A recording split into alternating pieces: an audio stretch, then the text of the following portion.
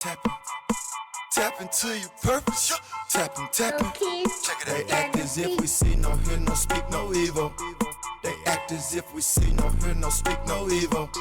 We tapping into purpose. Our purpose. Our purpose. We tapping into purpose. Our purpose. Our purpose. Yo, what's good? It's your boy Zay. And it's your boy Rashad. And this is the Raw Purpose Podcast. Yes, we're back at Raw and Purpose Podcast, where we just tap into that raw, authentic you while we're thriving in our divine purpose, bringing you the best conversations. And we're back with another one, a part 2, right? Yes. So do us a favor, like, subscribe. Everything's down there. You'll see it there. We got my guy Wesley's back in the studio with us for part 2. We're gonna dive into his new project that he's just come out with, and just have him share that experience of what it was like. The reason why you saw us laughing as we came on, we just had like a wild conversation before we turned the cameras back on. Super well. But yeah, do us a favor. Welcome Wes back on the podcast. Yo, bro. Welcome back, dude. Thank you. So we kind of closed with talking about the project, right? This is your first time being a artist, being on the artist side of the project. So how has that been as being different than being the producer? Essentially, you're everything on this one, but the artist side, like what's a few of the differences? It's a completely different mindset, and like because it's a new field, a new space for me, then there's a lot of trial and error. So there's a lot of like, don't quite know what I'm doing, but I'm rolling, with the instructions that, God has given me or whatever. But yeah, it's definitely been, a different experience because you hear stuff as a producer and you hear it differently as an artist, which is very weird. Because I'm within the project, I've had to operate as artist, producer, and engineer, which I didn't want to. And those are 3 totally different ears, and it's literally like putting on different hats. And ideally, you want to have maybe one hat that you could focus 100% energy on and not necessarily have to focus on, taking this hat off, putting this hat back on, taking this hat off. But yeah, it's definitely presented some challenges. Just because it's not the same thing as producing, and I think the attention to detail. I usually pay close attention to detail as a producer when I'm producing for other people, but when you're an artist, it's a whole other level. Yeah. So the name of the project is the JC Project. What is the core reasoning for naming it that? Like, what is the purpose of the album? Okay. So the project overall is the JC Project. Jesus is the title of the initial album, the first album. But the JC Project is basically the overall umbrella of a series of 4 albums that are going to come about to make up the JC Project. Under the JC Project, also, I want there to be, lots of different things. And it's still, as we've talked, in the past, it's still an expanding idea. I'm still getting, word in real time from God about directions to go. But, I want to be able to add all kinds of different things. There's been talks of podcasts. There's been talks of, all kinds of inspirational words or all kinds of things that I want to be able to add under the umbrella. And I don't necessarily think that even the overall project, JC Project, is just going to be encompassing me as an artist only. It might end up encompassing other artists, other entrepreneurs, but it's still in the infant stages, and I'm still listening closely to the directions that, I feel like God is leading me to in there. So it's very, very, wake up with kind of a blank page, every day, and I'm allowing the Holy Spirit to just kind of write in the instructions. So as a like, again, so you went to, you're an artist, like, back up for a second. Talk about like the producer side. So typically when someone's coming to you and they're asking you to produce an album, what does that kind of workflow look like? What is that how do you get that job to completion from beginning to end? What does that typically look like? The process. Yeah, what's the process? Oh, the process. Okay. Thank you, sir. You're so smart. The process. I usually begin with first of all, maybe getting to know the artist a little bit. Sometimes that might even be a meetup outside of the studio. So that might just be meeting for lunch. Just to talk, maybe not even necessarily about the project. And then the next process is talking to the artist and seeing what sound they're trying to get out of this. What are you trying to articulate? You know, what story are you trying to tell? So you're doing that. You haven't even started music. I haven't even started music yet. And then, after that, then there's prep. So before any music is actually started, there's a blueprint and there's prep kind of laid out. So that prep might include, if an artist is looking for a certain type of sound, it might include us going through some of the inspiration for the music they're looking for. So we might take songs, we might pull out songs, or sometimes there might be a session where we just listen to lots of different music, pull out stuff that you might want to reference in the sound of the project. And then after doing all of that, I usually, have an extensive preparation that I do on my computer where I start writing out kind of like an outline of the album, outline of the songs and stuff like that. And then we start getting started, usually not on one song per se. Sometimes we might just start plucking out ideas. Generally, when people are recording projects, you record a lot of songs. Like very, very few times have I just recorded like the amount of songs needed for an album. It's usually like a lot of songs.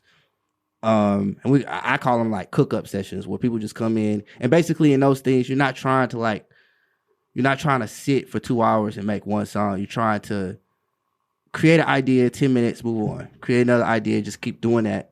And then maybe you come back and you just begin to start fleshing out that stuff. And then, long and behold, you start building an album from that. And that's generally, kind of the process. And then, then you've seen some of the stuff, you go from production, and then you have when you're producing the whole project, you have to see whether there are other songwriters needed, are there musicians needed, contracts. I screwed up on this album. You want to talk about something I screwed up with that I normally don't screw up with, because again, from a producer standpoint, I've been in this chair, so I know how to do it.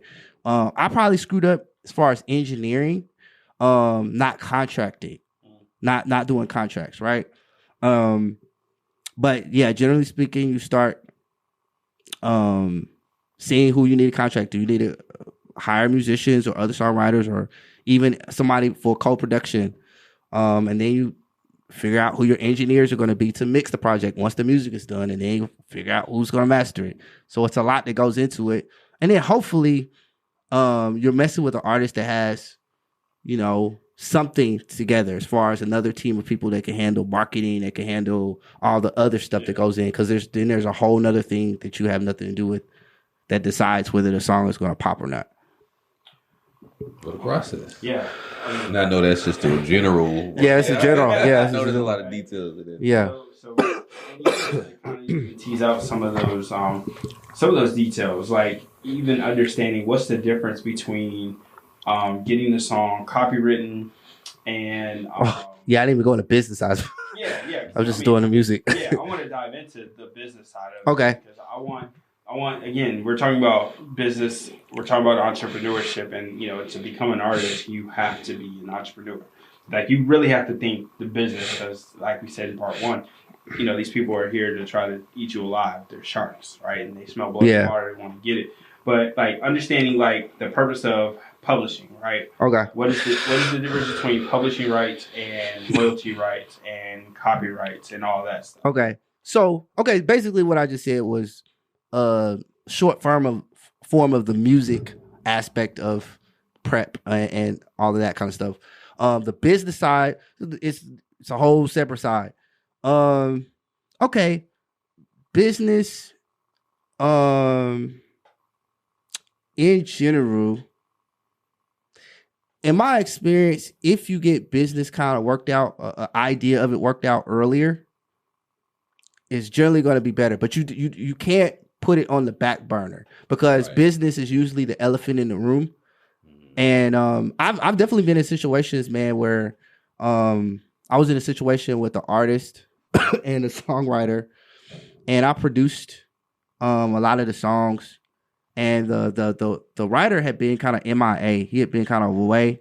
So me and the artist kind of just took everything over and started finishing stuff for the label.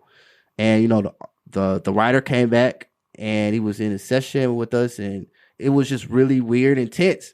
One, because none of these things were worked out. And so he's thinking, well, okay, well, wait a minute. You know, I did start these songs, so what are my splits going to be? Blah, blah, blah. But none of these things have been worked out, so it created a very tense situation. And I basically told, you know, I basically was a mediator and said, hey, look, man, like, we're adults. Like, you guys got to be, we can't, like, yeah, it's an awkward situation, but oh, well, you know what I mean? Like, we need to sit down and talk everything out. And generally, if you kind of handle that stuff ahead of time, and, you know, people aren't getting surprises, then it generally works pretty good. I find that if you're not like a super greedy, money hungry type of person, then you generally should be able to have pretty good dealings with people. Yeah. But if you deal with even one person within a group that's kind of like that, it can make stuff icky really quickly. So from the business standpoint, you have copywriting. Generally with copywriting, it's changed through the years, but right now, I think it's $85 for, you can get a whole project copywritten for $85. Which is the best way to do is basically to do a collection of works. So if you work on an album, you don't copyright one song at a time. You do a collection of works because it's going to be $85 either way. So if you do one song at a time, it's going to be $85 per song. Yeah. So it used to be like $35, but it's higher. It's a little bit higher now. A copyright is an interesting thing because we have a thing called poor man's copyright in the music industry where basically it says if you created it, and you have proof that you created it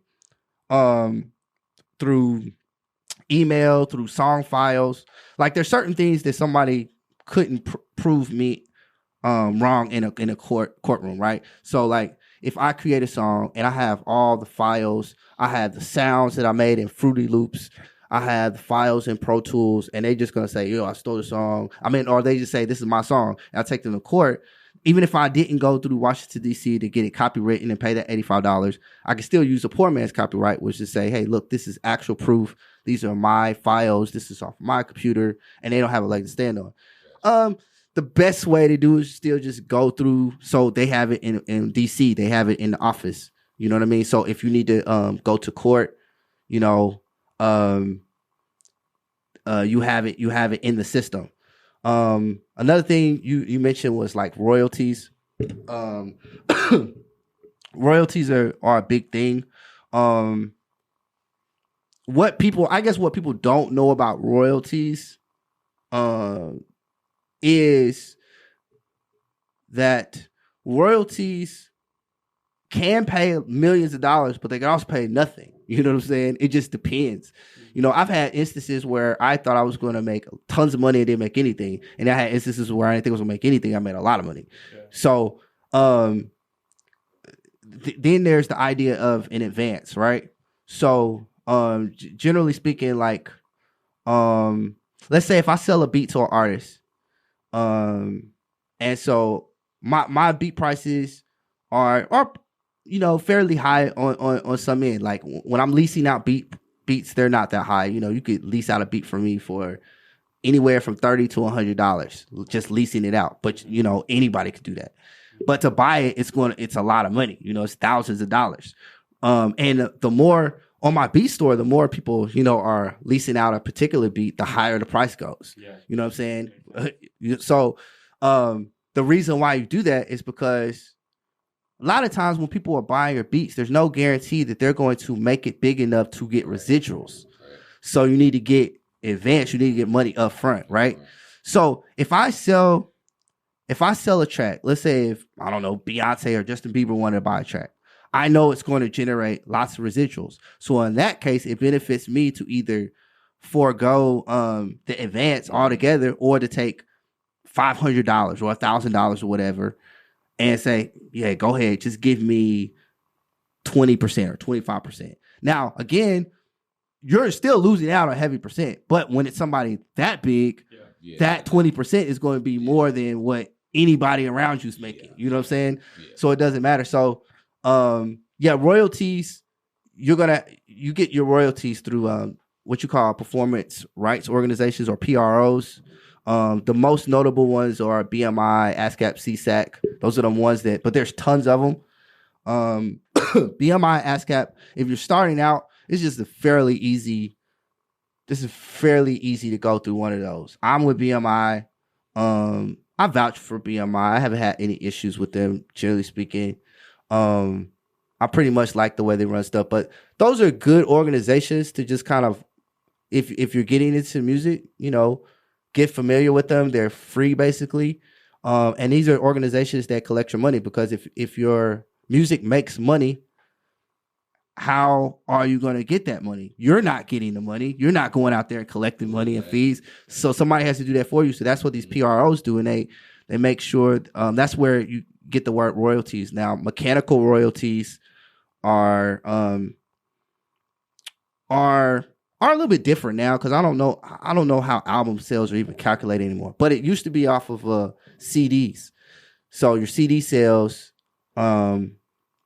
would be, kind of like your mechanical royalties. And that's where you start hearing about, producers negotiating what they call points or percentage points off of albums, like 5 percentage points. And I think generally good producers get anywhere from 2 to 5 percentage points off of an album. But again, I don't know how stuff is now because people aren't using necessarily hard copies. But yeah, how you're going to handle your royalties is generally through split sheets. Split sheets are a very quick, easy way. I don't remember what we did. I think we did something like that. Like you ended up getting BMI, and Destiny got BMI too, right? Okay. So basically all the stuff that's tallied in there, a split sheet is basically you write all that stuff down and then somebody puts it into the system. Gotcha. I probably forego it just because I know how to do all this stuff, so I just did it. But generally speaking, split sheets are an easy way when you're working with 6, 7, 8 people, writers, producers, and everybody's in the room. Everybody goes around. They put their affiliation. Some of the people, it could get kind of confusing too if people are signed under people. If you got a pub deal, that's where that money is starting to really divvy up. I could show you like in my BMI account, like certain songs have a lot of different people on it and a lot of different like publishing people. So the money is being divvied up like in a lot of different directions. Yeah.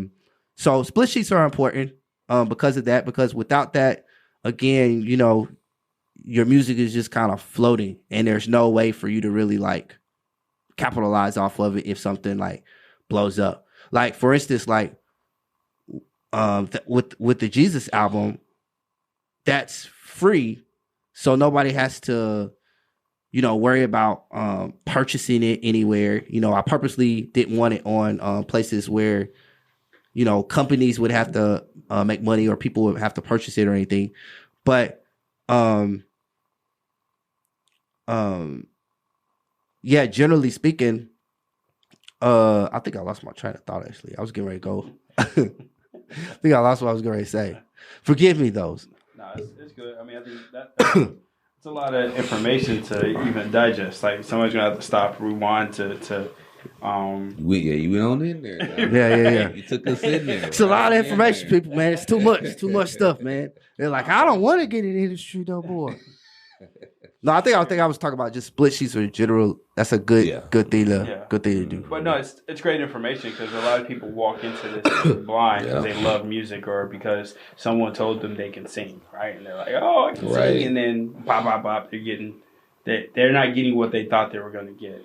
Also, like, how important is it to be able to own your publishing? Right, like you said. That's what I was saying. Deal, like, the importance of you owning your publishing as well as your masters, right? Like, I think it's everything. It's you gotta think like when you put blood, sweat, and tears into something.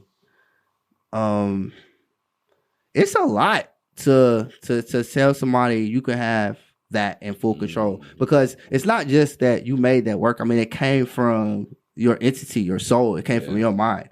You know what I'm saying? So it's an important thing, but it kind of gives more weight to. I always point out when Dr. Dre left Death Row and he said, "Keep the masters." That tells you how toxic the environment must have been for him to be one of the most successful artists at that time, to give all of those masters to Suge Knight and say, "Keep that. I need to get out and I need my peace of mind." Because generally you do everything to protect your masters. You do everything to protect publishing. You weighed that and said, you know what, that can stay. Yeah. And sometimes hopefully you're not in a situation that's, crazy like that. But that's on the extreme end. Like he would have had to give up a lot of things. Like right now you're seeing people, Lil Wayne did it. Yeah. Justin Bieber maybe have just did it. That? So, okay, here's why they're doing it. And sometimes it makes sense. Because royalties, generally speaking, if you have, let's say if you have 20 songs in rotation, out of those 20 songs, maybe one stays in there for 9 years, 10 years, and keeps rolling, gives you some residuals. But generally, at some point, stuff dries up. It depends on what it is. Stevie Wonder probably has songs that have never dried up.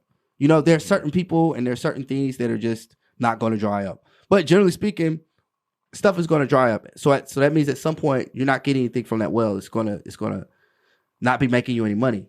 So in the case of Lil Wayne sold his masters for $100 million. So at first, you're thinking like, whew, bro, that's crazy because he's got to have a couple $1 billion of money in there. You know what I mean? He's selling it for $100 million, but not necessarily because he's not getting $1 billion at the moment. He's not probably getting any residuals off of a lot of stuff.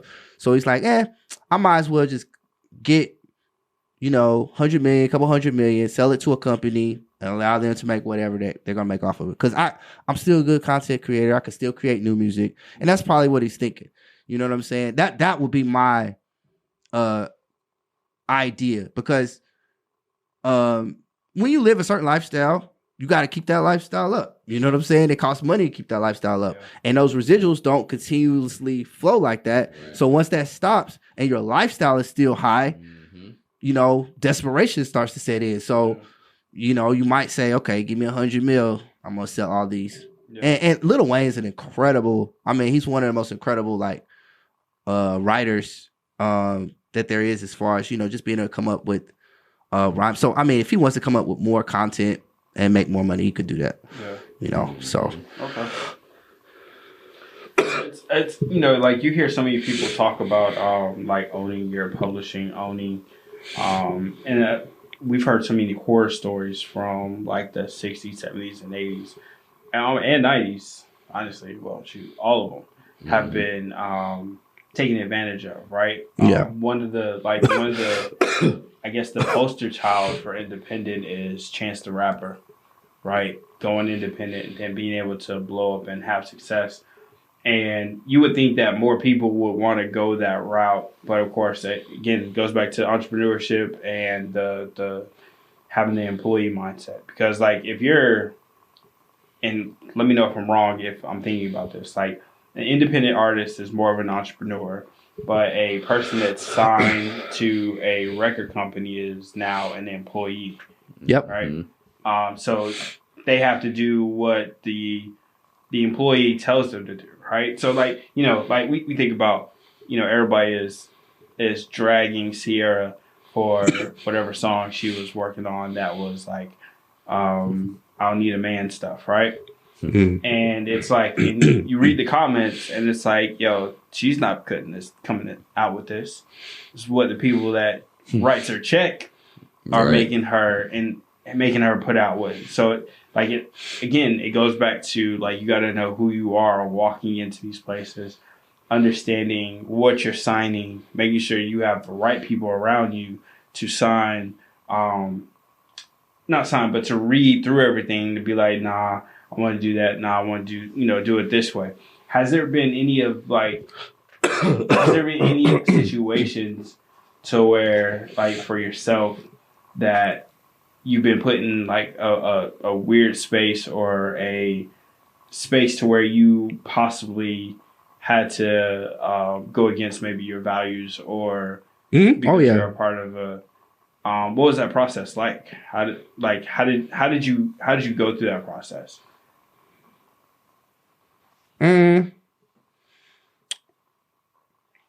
Well, generally, when I was in those spaces, with other people that I was like signed with. So sometimes I would try to like hide behind them. Like, oh man, you should kill this part, right? To not have to do certain things or whatever. Like I'm making the music, right? So, the music. Sometimes, obviously, as I've gotten older and closer with God, the less comfortable it becomes listening to somebody, like actually sitting in the studio, listening to somebody put something on your music that you really don't want to back or push. But there was a period of time where even though I was a Christian and even though I wasn't necessarily putting that on there, it didn't necessarily like bother me crazy. I think part of it was because I was probably connected with so many different people and, they were part of the production or part of the writing too. But yeah, I think there would be times, like I would pretty much hold down my integrity on certain stuff. Like I said, like after cussing stopped, that just was gone. So that's not gonna happen. And then there's just certain things I'm not gonna sing or I'm not gonna write. It's just that goes without saying. I think the more annoying thing is I'm a creative person. I mean, you've been around me, so you can see just the craziness that comes from my head or whatever. Some that you might agree with or not agree with. But at least it's coming from me. You know what I'm saying? But you don't have that luxury in those type of settings. It's work and it's a lot of pressure too. It's a high level of pressure. Like I almost got a deal a couple of years ago with Sony. I had an exec over. And it was funny because the session was actually for another homie. Like he was working with a couple of artists from LA, and they were doing a session at my house. And he was like, yeah, he does beats too. He told me to play beats, so I played beats and it blew away everybody. And then the exec came back and was, he was from Sony, he was trying to get me in. But I knew, like, I was like, I could feel everything. I felt it. I was like, oh, it's like, nice try. I'm good. You know what I mean? And I was happy with that, I'm not easily swayed. I'm not going to be swayed by like money or anything. Because I know that money is ultimately, it makes stuff easier, I guess, in certain realms. But, it's not the end all be all. I'd much rather have a happy house. Heck, I'll say it. I'd rather have a happy house with a little struggle than no struggle and a chaotic existence with my family. Like you know what I'm saying? Because people think it's crazy, bro. Because people think like life is about eliminating struggle. If you really think about that, really think that. if you really think about it, and I'm gonna just say myself, I'll say everybody. We think that it's about everybody. We all think it's about eliminating Nobody struggle. wants to be uncomfortable. Right. Yeah, it's not about that. Right? It goes back to this question. There's a lot of people like to say how can a great God allow bad things to happen to good people? Yeah. And the question that I even had to answer myself was, well, who told me that I'm only supposed to have good things happen to me? Yeah. Who told me that? Because the word doesn't even tell us that every day is going to be a good day. It tells us the opposite. It tells us the quite opposite. Yeah. It promises you trouble. Yeah, I promise you that. So it's like, why? But we still just We don't want the struggle. It's right? like it's like if you really step back, right? Take it all the way from school. You go to school, they say, yo, go to college. You go to college, go to more college. Why are you going to more college? Because eventually you get a job that you want. Eventually you work and he promotes you to a higher spot, and then you work less and people who are under you are working more, right? And then you're still making way more. So the goal, if you want to say like the American dream, is really to work the least amount and make the most. And it sounds good on the surface. I've spoken about it. It sounds good in theory, right? So everything that we do a lot of times is basically to eliminate struggle. But but struggle is not all bad. In fact, it's needed. It's necessary. It to some degree, it's necessary. Right. I mean, and it doesn't mean a whole entire life has to be that, but the struggle is necessary, and then in life, struggle is necessary. I mean, to some degree, there's struggle in every phase of life. Yeah, like when you're working out, like it's a struggle to get the struggle is what allows you to build your muscle, the muscles, to build the character, to build the intestinal fortitude, the determination, the courage. Right? It's those things, and we try so hard to avoid it, especially here because everything is about convenience. Comfort. Everything is about comfort, right? Being able to soothe yourself, all right? That. Like even how like you're trying to like how they're trying to teach us how to parent is everything. It was about making the environment comfortable for kids. And I was watching. I think it's Jubilee does this thing where they have people from opposing views, right? Yeah. There's this young lady from Africa that was like, "Why are they always complaining? Why are they this and that?" And then she went and did some research, and I was like, Oh no, they treated these people terrible. Like, okay, now I understand why. But in her head, the reason why she couldn't understand was because they're like, yo, I don't have running water. So in their eyes, they're looking at us like, bro, y'all complaining? You got running water? You got AC? You ain't worrying about nothing coming to attack you? You're not worried about your Wi-Fi possibly going out or your internet or any of that stuff. You sitting here complaining. But it took her getting understanding as to, they have a different, she was able to identify the different struggle that we struggle with over here compared to there. Right? Like their struggle is they don't have running Which water is that's a mature mindset. 100%. And I love what she said at the end. She was like, but even with that struggle, doesn't mean that you are a victim to it. Right? Doesn't mean that still means you still move and progress forward. Yep. That the progression doesn't stop. Yep. And so we have to understand that again, the struggle is a part of the process. And I think that's key for us to even to say for the generations coming behind us, like it started with us to a degree. Like we're working so hard. And I think also our parents did it to us, right? That they wanted to give to us more than what their parents gave to so them. we have to work less. So we had to work less, so it wouldn't be struggle. So we wouldn't have to go through what they went through. Right, but then it breeded a level of entitlement. Yeah. And so now you have this next generation that has a higher level of entitlement because we're raising that generation of kids because our parents want better for us than we want better for even more. And it goes back to, like I heard D.L. Higley said this. He said, if you raise your children, you get to spoil your grandchildren. There's a white dude that said it. I saw it. He got it from from another guy? Yeah, older. It was an older white dude. He said it. I was like, bro. Yeah. If you he said it. If you raise your children, you get to spoil your grandkids. But if you spoil your kids, you'll have to raise your grandchildren. Yeah. And I was like, that's so crazy. Yeah. The entitlement sets in. Mm-hmm. Right? Like, and if we look in different pockets of our lives, we see those people that are like super entitled. And it's like, all right, you're about to find out how real and ugly this world really is and how your entitlement means nothing. And it's like, you see why one generation talks about the other generation. It's like, bro, there's a level of arrogance that we walk with, and we haven't worked for nothing. We haven't earned the right to, like, some of the stuff that we complain about is stuff that you earn when you get to 50, 60. And we keep wanting to get, we're trying so hard to shorten the curve of what it takes you to get to a place because of maturity, right? You think about the average millionaire becomes a millionaire between 55 and 65. There's a reason for that. Nobody wants to go the path of character building and all that type of stuff. Nobody wants to partake or do the work to not just obtain but maintain these things and whatnot. You know, so everybody wants a fast track because I just want to get it. Yep. And I just want to get it again, even if I don't have to, if I have to do it and learn again. I just like to get it and get it and get it and get it. So and as we're talking about music stuff, right? That's why people are willing to talk bad about the community, that they're able to talk about killing their community. Yeah. They're willing to do all these things in order to get this money up front or money. But it's a trap. Like the whole the whole thing with us, specifically as Black people, has been a trap, right?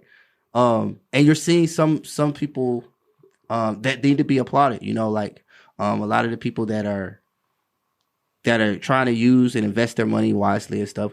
But you know, they used to give athletes money, and these athletes are wising up a little bit now. But they throw these athletes money, knowing that they're going to be bankrupt in 4 years, and they're going to give this money back to the system, right? So you're really not losing anything. They're gonna buy stuff that because they don't understand it, right? And it's been a lot of the same thing. If you look at the rap industry, like they're taking out life insurance policies on some of these dudes, rappers, right? Because they know that they're gonna die. It's coming right back. You know what I'm saying? So like, if we don't kind of like wisen up, because the dollar bill, bro, like the dollar bill is like, if you love that thing and you love it to make it and love it to maintain it, it's the death of you. You know what I mean? And really, it's not just in music. It's just overall. You know what I mean? Like the money is the type of thing. If you focus too much on, even if you have a family, you're looking at your deathbed. You're like, man, where did the time go? I should have spent more time with my kids. You see what I'm saying? Because you're not. At the end of the day, on that deathbed, money is not going to matter. I don't care how much money you accumulated, because you can't take it with you. So it's not going to matter. And the only thing that's really going to matter is relationships, right? First, do I have a relationship with Christ, right? And what are my relationships like with my children, with my wife, with my husband? You know, that's the only thing that matters. So you don't want to like push it. You talk about it all the time about the idea of process and not, you can't miss the process. The process is so important. And it's okay. It's okay during the process to even smell the roses during the process. It's all about perspective. You know what I'm saying? Because we have this idea that let me get through the process so I can smell the roses. Smell the roses during the process. God created the day. The day is good. You know what I'm saying? So like the day is not bad just because you're going through a process or a bad moment. You know what I'm saying? So I would say, like, because music is one of these things. You guys are in a creative space with the podcast. These things, some people could be like just pearly things every once in a while. It's an anomaly, though. She got on 6 months later. She's the biggest thing on YouTube as far as podcasting, right?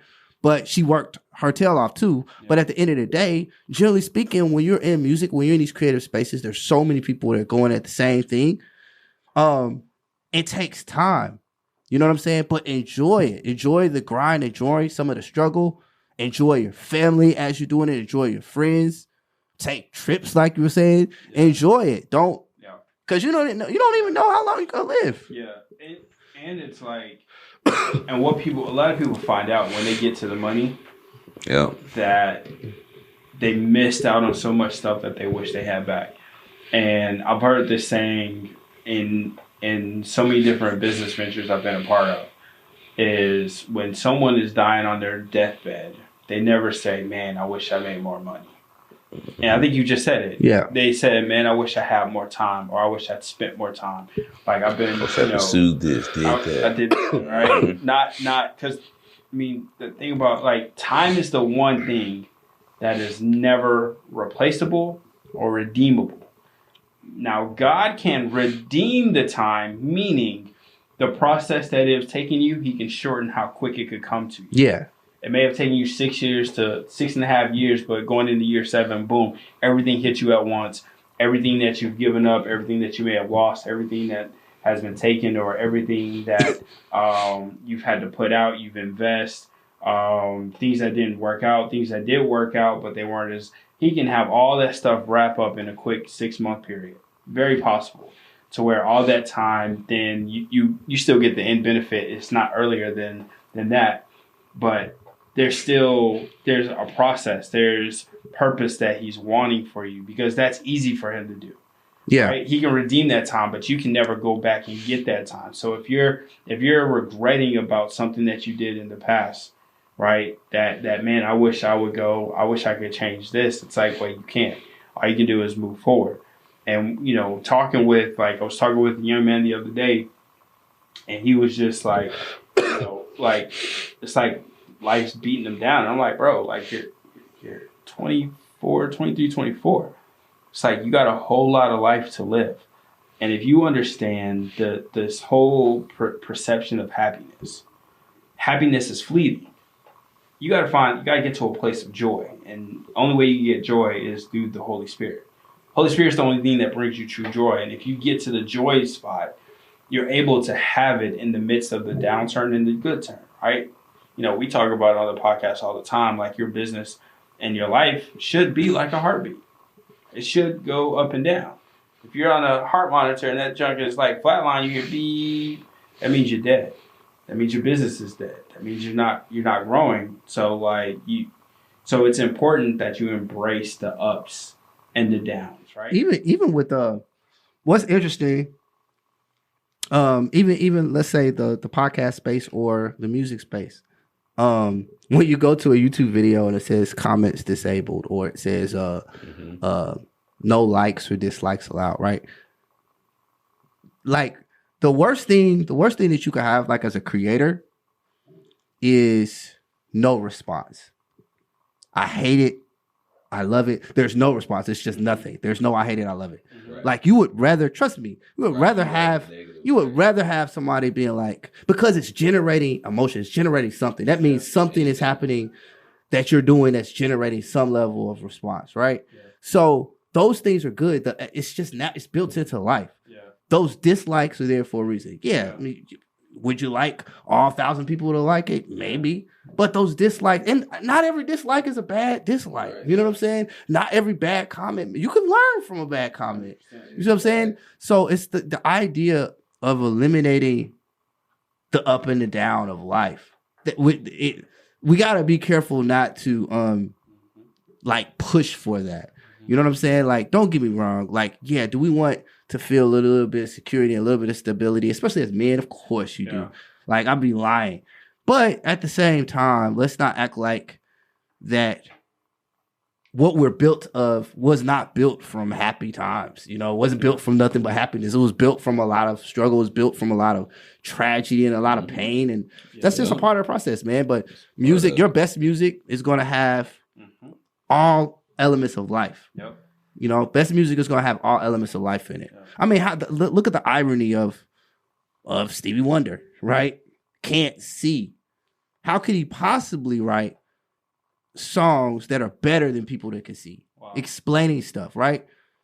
And you could argue that what should be pain, he's smelling the roses. He's been smelling the roses. Yeah. But he could have just been like, why was I made like this? You know what I'm saying? Right. He could have booed it, and we would have missed out on some of the best music in history. Yeah. You know what I'm saying? Yeah. But so embrace, and you got to embrace it.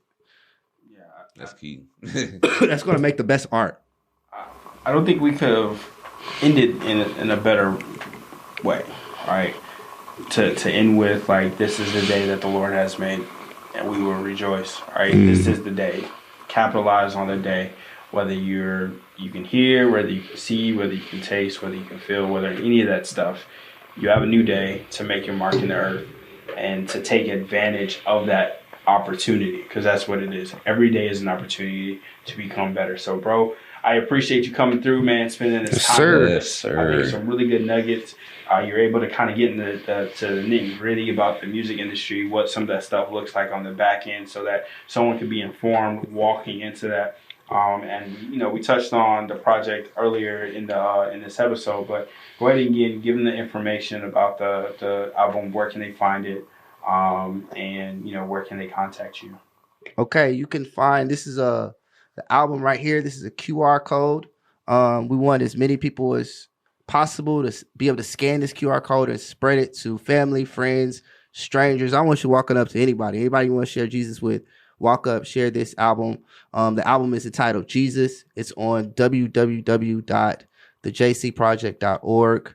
We look to be a team. We hope that you come team up with us in this journey of spreading the gospel. That's all it's about. Facts. Awesome. Facts. So, and I stayed away from going into the nitty gritty. It's okay. Gritty. Deeper, whatever, right? You always ask one word.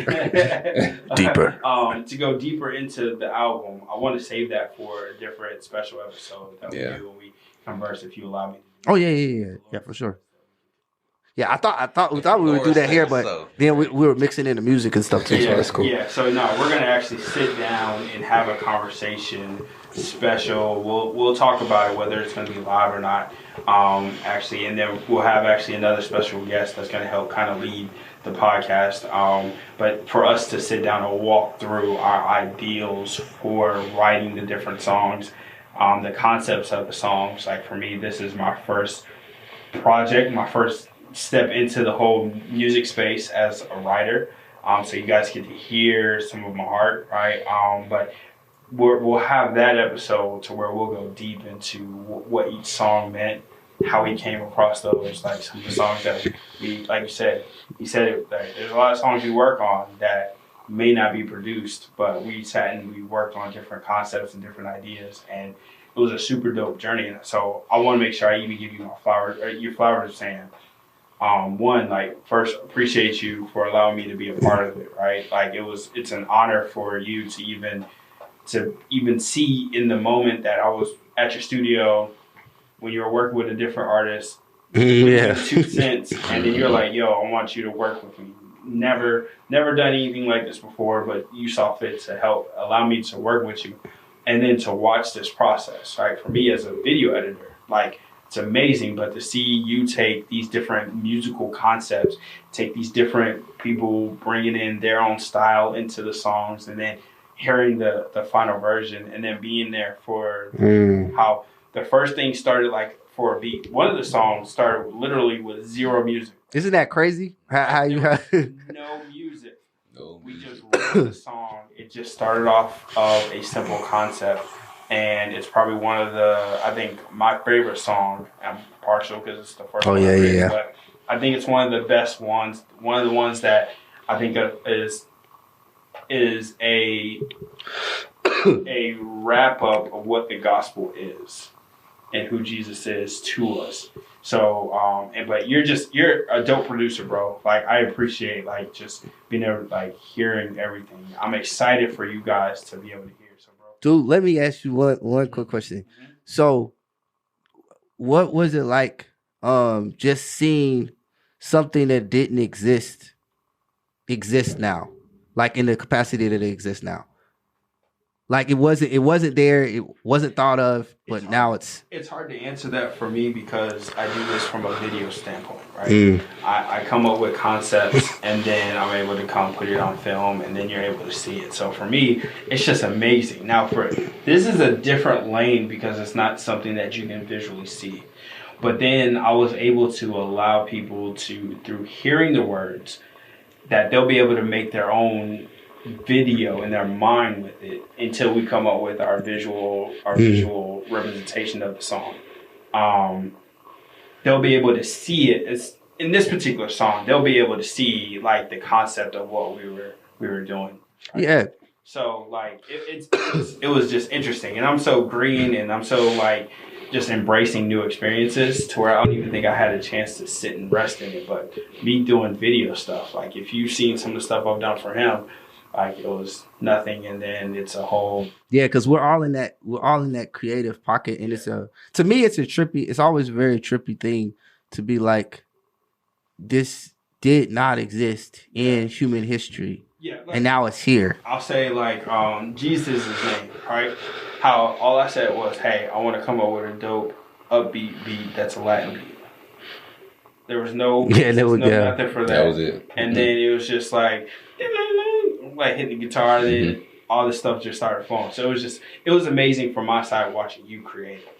It's fire. Yeah, man. It's been. I told Zay like he came in at a pocket where, because everything started late 2015, and once everything started rolling, that's about when my family started rolling, and I did not have an idea of how to move with my purpose. Like I didn't understand like how to like even balance it, and it was kind of like God sent him in to be the catalyst, and it was like he came in and it was like literally like God like, okay, bro, like remember I asked you to do that one thing. That's what I was hearing, just seeing him and seeing everything. But yeah, incredibly gifted and talented, and Awesome. Appreciate that, bro.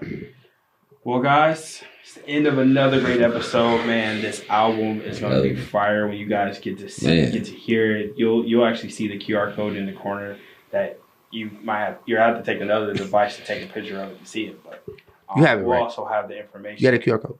No, I Okay. Okay, yeah, I was supposed to say it. Yeah, we can get it, but it's downloadable like on the thing.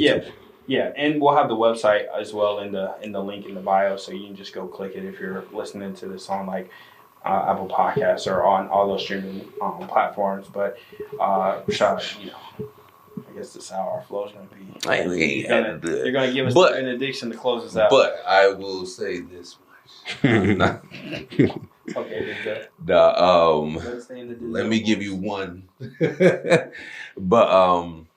But no, one thing like big, at least especially in this part too, of this conversation that I heard is like is being in the now. It was something you just said too, bringing up like this is the day, not yesterday, not tomorrow. This now, today. So it's like if we kind of collect more now moments in the present, because that's why they call it the present, because that's all we have. We don't have tomorrow. It's not promises. Tomorrow's can't be retrieved, right? So when we're present in the moment and we're not worried about the end, we have less regrets. Yeah. Think about it, right? Yeah. Less regrets when we're more present. Yeah. Because we're not like, I should have done that. Because when you're in regret, you're also not in the present. Yeah. When you're worried about the future, you're also not in the present. Yeah. You feel me? So God just wants us to always focus on like being fully present with Him, present in whatever it is that you're doing, the purpose, and just being in that and giving yourself fully in it.